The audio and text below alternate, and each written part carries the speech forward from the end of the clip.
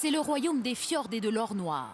La Norvège, 5 millions d'habitants, l'un des plus grands producteurs de pétrole de la planète, devenu en quelques années un paradis pour voitures électriques.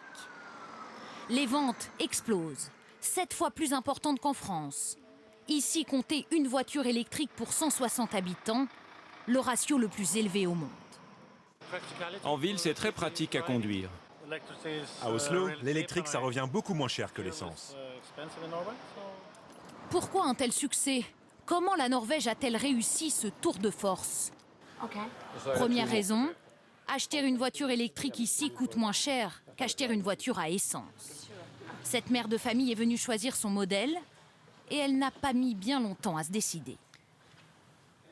À l'achat, on ne paie pas les 25% de TVA sur les électriques. C'est génial. Elle est pas chère, en plus elle est tendance. Franchement, c'est la meilleure affaire qu'on puisse faire en Norvège en ce moment.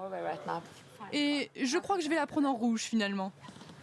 Pour cette Peugeot 100% électrique, elle va débourser 17 500 €. Avec les taxes, l'équivalent essence lui en aurait coûté plus de 25 000. Mais le gouvernement norvégien est même allé plus loin. En Norvège, conduire une voiture électrique fait de vous un privilégié. Par exemple, pour rentrer dans les grandes villes, pas besoin de vous acquitter des 4 € de péage urbain. Pour les voitures électriques, c'est gratuit. Et une fois en ville, plus besoin de sortir votre porte-monnaie pour vous garer. Tous les parkings publics de la ville sont également gratuits. Même chose pour recharger votre voiture, il y a des bornes partout, près de 900 à Oslo, 5000 dans toute la Norvège. Et là encore, il n'y a rien à payer. Autre privilège, les véhicules électriques peuvent emprunter les voies de bus, notamment aux heures de pointe.